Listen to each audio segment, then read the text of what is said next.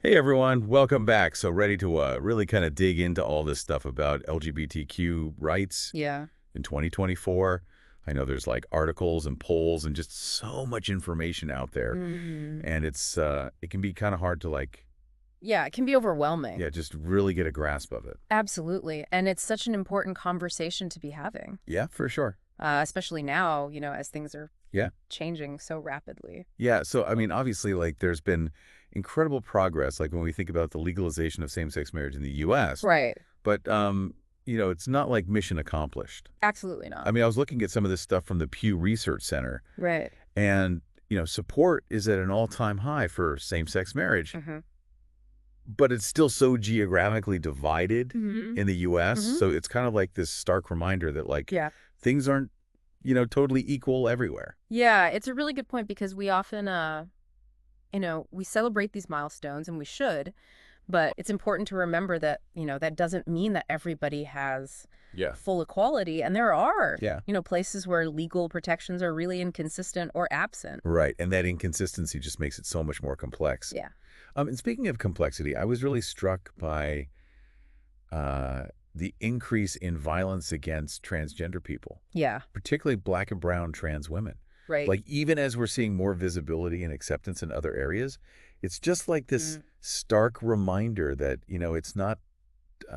It's not a simple issue. And there are a lot of layers of, yeah, marginalization that come into play here. it's heartbreaking. And it really underscores, like, Yeah. how urgent it is Yeah. that we make some systemic changes. Yeah, absolutely. We can't just sit back and assume Right, yeah, things are going to work themselves out. exactly. We have to be active about this. Yeah. Okay, so we've got these, like, hard-won victories, Mm-hmm. but these, like, persistent challenges. And then, of course, like the political elephant in the room, a potential second Trump presidency Right. and what that could mean for LGBTQ rights. Absolutely. I mean, his previous term saw rollbacks of transgender rights, Right.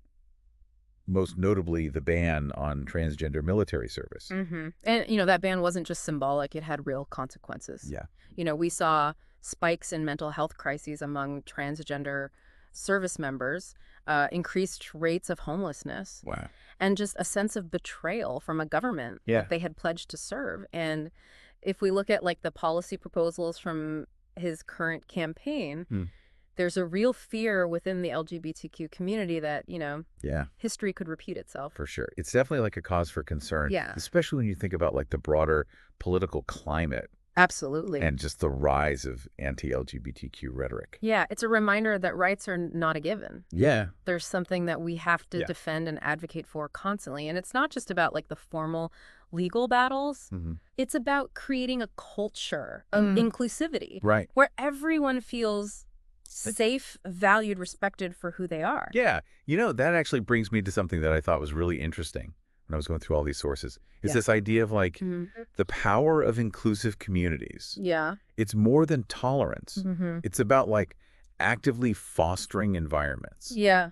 where everyone Right. feels Huh. welcome, celebrated, empowered to be themselves. Absolutely. And that's not just some, feel-good notion. Yeah. There's actual, tangible benefits. Yeah. Research shows that diverse and inclusive communities are more innovative, more resilient, That makes sense. and more economically prosperous. Yeah, for sure. When people feel safe and supported, they're able to, Right. contribute their unique talents and perspectives. Absolutely. Like, imagine a school Right. where LGBTQ students feel totally accepted, Yeah. not just tolerated, Mm-hmm. but celebrated. Yeah. That would be a place where everyone could thrive and Absolutely. everyone could learn. Yeah. And that ripple effect goes beyond Totally. schools. Think about workplaces, Mhm. neighborhoods, online communities, Yeah. all embracing that same spirit Yeah. of inclusivity. It's a powerful vision. It is. And it starts with each of us Yeah, recognizing the role we play, for sure. creating those spaces. Okay, so we've talked about the big picture, Mm-hmm. the progress, the challenges, the political landscape, Mm-hmm. this idea of inclusivity. But I want to get practical for a moment. Okay. What can people actually do Yeah, that's a great question. to support the LGBTQ community? And it's something that comes up a lot in the materials that you shared. Okay. It's not enough to just passively agree Right. with the concept of equality. Yeah. We need to translate that belief Yeah. into action. And that action starts with something deceptively simple, Okay. but incredibly profound acceptance. I love that. It all boils down to accepting people for who they are, Right. without judgment, celebrating that diversity Mm. of human experience. But I think that's where things can get tricky Okay. because we all have biases, Right. conscious or unconscious. Yeah. So how do we even begin to unpack those? It's a continuous process Okay. of self-reflection and growth. Yeah. It's about asking ourselves, am I making assumptions? Mm-hmm. Am I truly listening? Yeah. Am I creating space Right. for others to be their authentic selves? Those are powerful questions. Yeah. And it's so easy to fall into the trap Yeah. of making assumptions about people's identities or experiences. Right. So respecting pronouns, Absolutely. avoiding labels, letting individuals define themselves. Mm-hmm. That's crucial. It's crucial, and it goes beyond just those like individual interactions. Okay. We need to be speaking up against discrimination and stigma wherever we encounter it, whether Right. it's a casual comment, a Yeah. harmful joke, Mhm. or a systemic injustice. Yeah. Silence is complicity. I agree. It's about having those Yeah. uncomfortable conversations, Yeah. calling out prejudice, using our voices Yeah. to amplify the voices of those who are marginalized. And it's about listening, Yes. truly listening to LGBTQ voices, understanding their experiences and amplifying their stories. Mm. It's about creating space for authentic representation, Right? not just speaking on their behalf. Yeah. And, it all comes back to that idea of education. Right. Like we need to actively seek out knowledge about LGBTQ issues, Mhm. stay informed about current events, share what we learn with others. Knowledge is power, and in this case, it's the power to Mhm. dismantle prejudice and create a more just and equitable world. And it's not just about individual actions. Right. It's about advocating for inclusive policies and legislation. Absolutely. We need to support laws that protect Yeah. LGBTQ people from discrimination, Yeah. ensure equal access to healthcare Mm. and education, and promote a society where everyone has the opportunity to thrive. You're absolutely right. Individual actions are essential, but they need to be coupled with systemic change. Yeah. We need to push for laws and policies Mm. that reflect our values of equality and justice. All right, so we've covered a lot of ground here, talked about the incredible progress that's been made, the challenges that remain, and the power of individual and collective action. What's the main takeaway you want our listener to walk away with? I think the most important thing is to understand that the fight for LGBTQ rights is an ongoing process. Yeah. Progress is not a given. It's something we have to constantly work for, protect, and build upon. That's such a critical point. Look, Yeah. we can't afford to be complacent. No. We can't just assume that things will continue to move in the right direction on their own. Right. It requires vigilance, advocacy, Yeah. and a commitment from every single one of us to build a better future. Exactly. And that future is not some far-off utopia. Right. It's something we're creating right now through our actions, our choices, and our unwavering commitment to equality. It's true. We can't just rest on our laurels, Right. And that's where this whole idea of allyship Mm-hmm. becomes so crucial. It's not enough to just be a Yeah. passive observer. Yeah. We need to be active participants. I hear that, but allyship can be kind of a loaded term. Yeah. What does that actually look like in practice? Right. Where do we even begin? Well, it starts with recognizing that allyship is a journey, Okay. not a destination. It's about constantly learning, unlearning, and showing up in ways that are meaningful and impactful. Okay, so it's not about being perfect, Right. but about constantly striving to be better. Yeah, exactly. But what are some concrete steps Yeah. people can take? One of those important things is to educate yourself Okay. about the issues facing the LGBTQ community. Mm-hmm. Read books, articles, Yeah. listen to podcasts, follow LGBTQ activists and organizations on social media. Right. The more informed you are, the better equipped you'll be to challenge prejudice and advocate for change. That makes sense. Knowledge is power, right? But education alone isn't enough. Right. What about actually taking action? Absolutely. Allyship needs to be an active practice. Okay. It could be something as simple as using inclusive language, Okay. correcting someone when they make a harmful joke, Right. or speaking up when you witness discrimination. So those everyday moments of courage, Yeah. those small acts Exactly. that can add up to create a bigger impact. Exactly. And it can also mean, Supporting LGBTQ-owned businesses, Mm-hmm. donating to organizations fighting for LGBTQ rights, Yeah. or volunteering your time to support local initiatives. Those are all great ideas. And of course, like, we can't forget the power of voting Right. for candidates who support LGBTQ equality. You're right, elections have consequences. And it's crucial to make our voices heard at the ballot box. Mm. But allyship goes beyond just That's casting a vote every few years. It's about integrating those values of equality and justice into every aspect of our lives. Okay, so we've got education, everyday actions, political engagement. Yeah. What else is essential for being an effective ally? One of the most important things is to amplify Okay. LGBTQ voices, Yeah.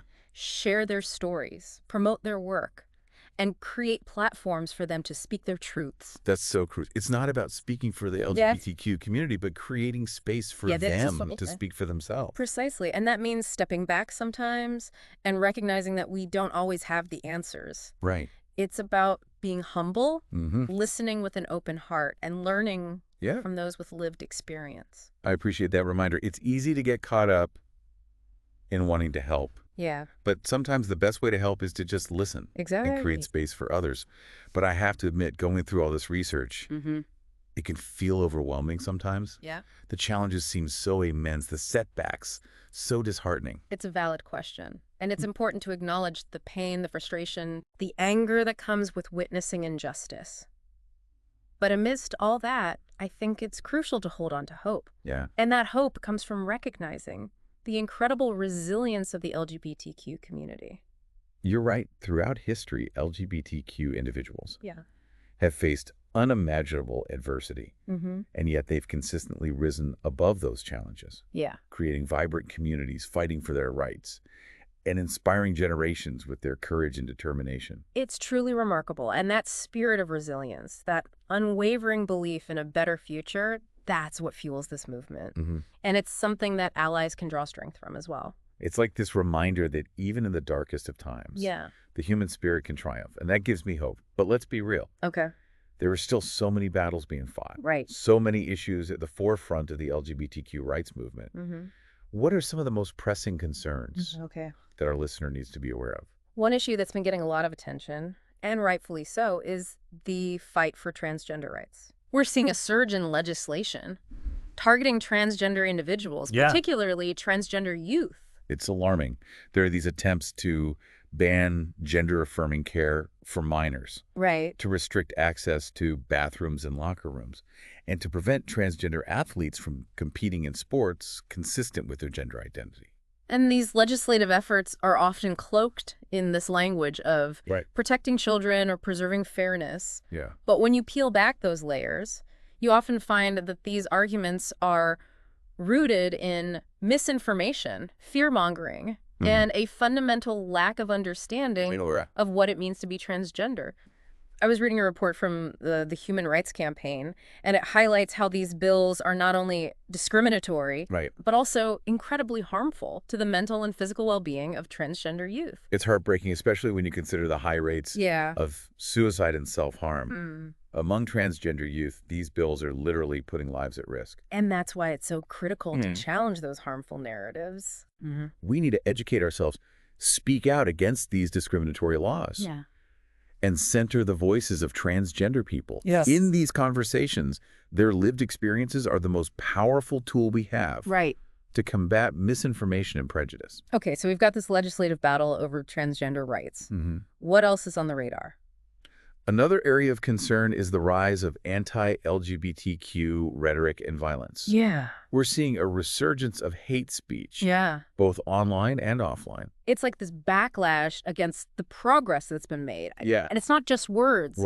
It's translating into real-world violence. I was reading an article about the increase in hate crimes targeting LGBTQ individuals, and it's truly frightening. It's incredibly disturbing. The Southern Poverty Law Center has documented a sharp increase in the number of anti-LGBTQ hate groups in recent years. And that rhetoric is creating a climate of fear and intolerance that has very real consequences. It's a stark reminder that even though we've come a long way, there's still so much work to be done to create a truly safe and inclusive society for everyone. Absolutely. What can we do to combat this rising tide of hate?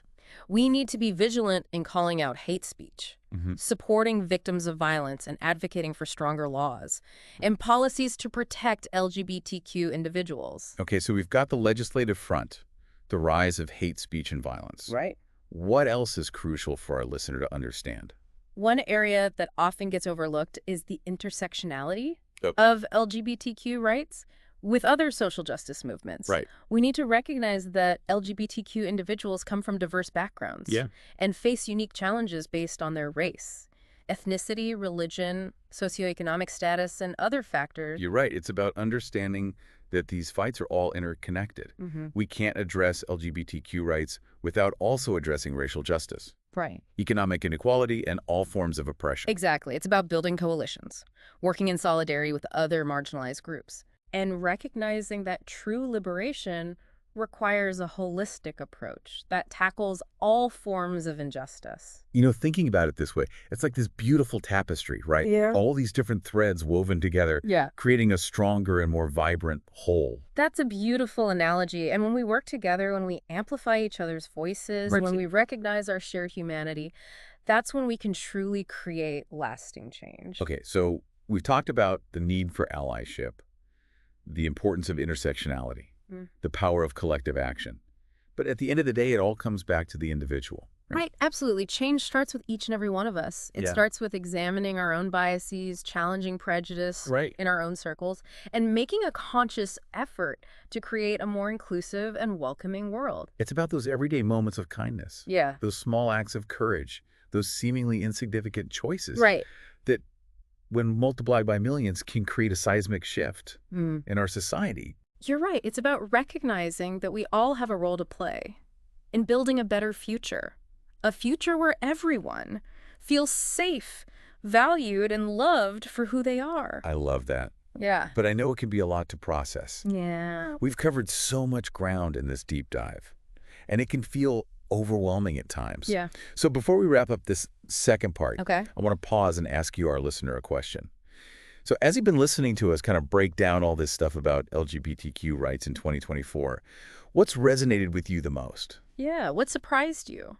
What surprised you? What challenged your existing views? Yeah, we know you're not just like passively listening. You're Okay. engaging with this material, connecting it to Yeah. your own experiences and understanding of the world. So what stands out? What feels most relevant to you right now? Yeah. What questions has this deep dive sparked for you? What new perspectives have you gained? Yeah, because this isn't just a one-way conversation. Right. It's about creating a space for dialogue, for shared understanding, and for Yeah. collective growth. Okay, so we've talked about the complexities, the challenges, the importance of allyship, intersectionality, but amidst all that, I think it's important to acknowledge Yeah. the incredible beauty and resilience of the LGBTQ community. Absolutely. There's this like vibrant energy, this spirit of joy and community that shines through even in the face of adversity. And it's important to celebrate those victories, Right. big and small, to acknowledge the progress that's been made, and to draw inspiration Yeah. from those who are fighting tirelessly for equality. You know, I was reading about this amazing organization called the Ali Forney Center in New York City. Okay. They provide housing and support services to LGBTQ youth experiencing homelessness. Ah, And their work is just a testament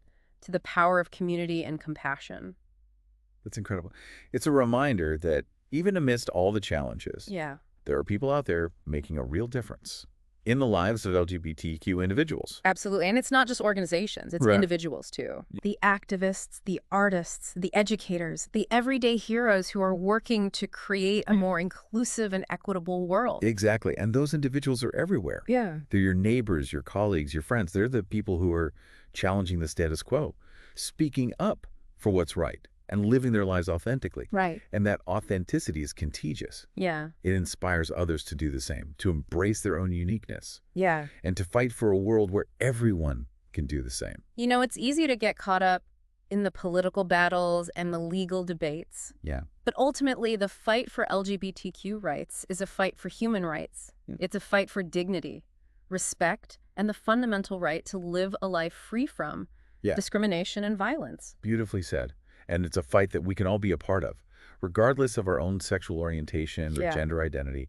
It's about recognizing our shared humanity Mm. and working together to create a world where everyone feels safe, valued, Mm. and empowered to be their authentic selves. And as we wrap up this deep dive, I want to leave you with this thought. Imagine a world Okay.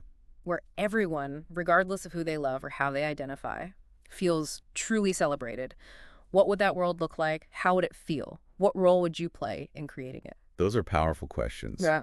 And while we've covered a lot of ground today exploring the, complexities and nuances Right. of LGBTQ rights in 2024, this conversation doesn't end here. It's just the beginning.